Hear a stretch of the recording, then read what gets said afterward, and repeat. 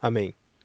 Gênesis capítulo 24, verso 19 diz: Assim que acabou de lhe dar de beber, exclamou: Vou dar de beber também a teus camelos, até que fiquem saciados.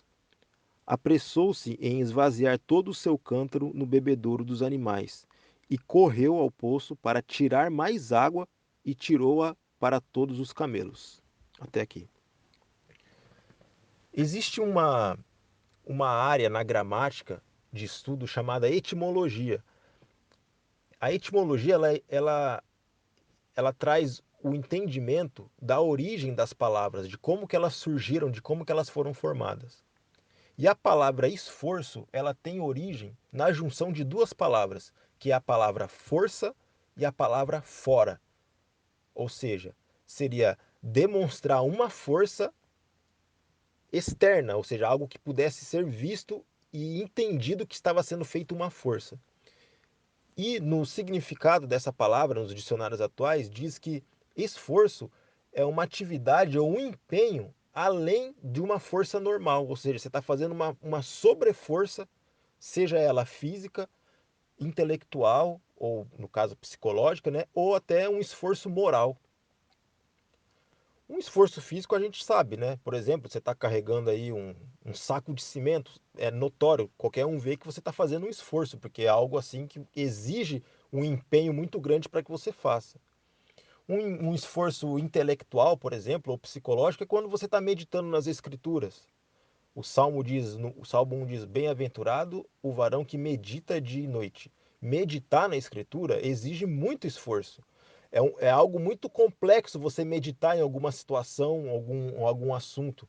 Porque você, na sua própria mente, você tem que criar cenários, você tem que criar situações, e nessas situações existem personagens, e cada personagem tem uma personalidade diferente, características diferentes, e eles falam coisas diferentes. Há uma conversa, muitas vezes você tem que simular um debate na sua mente, o porquê que alguma pessoa falou isso ou aquilo, e tudo isso a sua mente tem que fazer. Então é um esforço muito grande você meditar em alguma situação, alguma coisa. Por isso que quem consegue é muito bem-aventurado. E um esforço moral, por exemplo, é quando você tem que sustentar o seu testemunho, por exemplo, ou você tem que sustentar algo do seu caráter em alguma determinada situação, algo que está te afligindo, mas você tem que manter o seu caráter, a sua personalidade diante daquela situação. Isso é um esforço moral. E aqui nesse texto a gente percebe que o servo de Abraão, que creio eu que seja Eliezer, né, aquele que, se não fosse o nascimento de Isaac, ele seria o herdeiro de tudo que Abraão tinha. Ele chega ali na cidade, junto com seus camelos, e ele pede um sinal para Deus, porque ele recebeu a missão de Abraão de escolher a esposa para Isaac.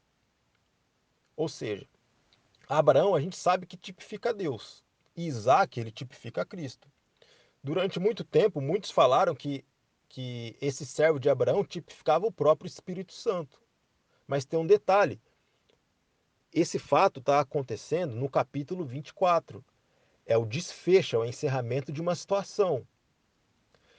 E no capítulo 23 de Gênesis está falando sobre a morte de Sara. No capítulo 25 está relatando sobre o outro casamento de Abraão, a outra mulher que ele toma. Ou seja, esse capítulo 24 ele está fora da narrativa, ele está fora, vamos dizer assim, de contexto.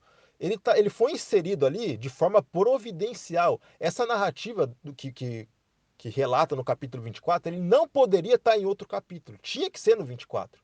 Por quê? Porque ali está sendo a narrativa do desfecho da era da graça, da era da igreja, que é o arrebatamento. Então Eliezer ali, ele também tipifica o amigo do noivo, é quem escolhe a noiva para Isaac, que é Cristo. Então ele recebe essa missão de escolher a noiva. Abraão fala, vai lá e escolhe uma noiva para Isaac. E Isaac não foi junto. Ou seja, para esse homem ter a capacidade de escolher uma mulher para outro homem, o que isso significa? Que ele conhece muito bem o gosto de Isaac, tanto a aparência como o caráter. Então esse homem, Eliezer, o servo de Abraão, e Isaac, eles são um só. O amigo do noivo e Cristo são um só. É isso que está dizendo. Por isso que ele tem essa responsabilidade de escolher a mulher para Isaac.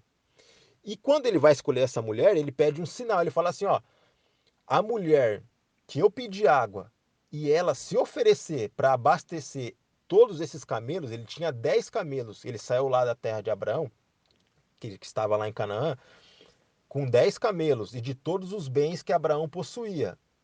Ou seja, de tudo que Deus tem, o amigo do noivo está levando. Todos os ministérios estão sobre ele. E ele está levando 10 camelos. Camelo é símbolo de guerra. Ou seja, a maior guerra que Deus pode fazer através das mãos humanas está na responsabilidade de Eliezer, está na responsabilidade de Elias. É responsabilidade do amigo do noivo. É agora que vai ser feita a maior guerra utilizando o ser humano. Na história do planeta Terra, da história dos seres humanos, é agora. Está sendo feito agora. E para que essa mulher possa fazer parte da comitiva de Eliezer, para que ela possa subir no camelo, porque depois mostra que depois que ela passa por esse teste, ela sobe no camelo, ela tem que abastecer, ela tem que dar água para todos os camelos. Cada camelo comporta cerca de 250 litros de água. Ele bebe a água e ele armazena naquelas corcovas que ele tem, porque ele tem que. O camelo é um animal de origem desértica, então ele tem que passar muito tempo sem beber água, então ele acumula. E ela se oferece. Ela tem um cântaro na mão. Rebeca tem um cântaro. Um cântaro tem aí cerca de 12 litros de água. Ou seja, são 10 camelos, 2.500 litros. Se ela for 100 vezes no poço pegar água, ela vai pegar 1.200 litros de água. Se ela for 200 vezes, é 2.400 litros. Você está entendendo o esforço que essa mulher fez? Ela fez um esforço físico, sobrenatural, sobre-humano. Nenhuma mulher, eu nunca vi nenhuma mulher na história da humanidade fazer isso. Eu nunca ouvi, nunca vi. E também não vou ver. Ela está carregando um cântaro com 12 litros de água, fora que o cântaro naquela época era feito de barro maciço, porque ele descia no poço, ele tinha que afundar para encher de água e depois puxar no braço. E aí, vamos jogar aí nada por baixo, tá? 20 quilos que ela tá levando no ombro. E ela tem que fazer essa trajetória da onde o camelo tá bebendo até o poço mais de 200 vezes. É esforço físico ou não é? É um esforço sobre-humano ou não é? Com certeza é. É esforço psicológico? Ou se é. Se essa mulher na sua 20ª vez, você acha que ela pensou o quê? Naquele calor, naquele vento, naquela areia, naquele deserto. Você acha que ela pensou o quê? É um esforço psicológico ali, ela teve que manter firme. E o esforço moral? Ela não deu a palavra? Ela teve que manter a palavra. É sim, sim, não, não, meu amigo. Tá entendendo por que, que essa mulher foi escolhida? Por que, que essa mulher vai tipificar não a igreja? Ela vai tipificar a igreja arrebatada. É ela que vai consumar o casamento com Isaac. É ela que entra na tenda e consuma o casamento diante de todos. É o arrebatamento. É essa mulher. Para que Eliezer escolha a noiva de Isaac, a noiva de Cristo, tem que dar mais de 100%. Tem que ultrapassar o limite do ser humano. Tá entendendo o que eu tô falando? Não, mas você vai falar assim para mim, pô, Thiago, isso é impossível. Não, não é impossível. Você tem que dar 110%, 150%, 200%. Quem fala assim, eu dou o meu melhor para Deus, eu dou 100% do meu ser para Deus, esse não presta para essa última dispensação. Esse aí ficou no 20. No 21 ele não entra. O máximo que ele vai ver é os camelos passando e vai bater palma de longe. Mas guerrear, subir no camelo, contender contra as nações, ter o seu corpo esquartejado, crucificado e todo mundo fazendo festa com a sua morte, esse não vai ter. Tem que superar o limite do ser humano. Aí você vai me dizer, isso é impossível, não tem como. O ser humano não tem como superar o limite, o máximo que o corpo consegue. Tem como. E eu provo isso para você.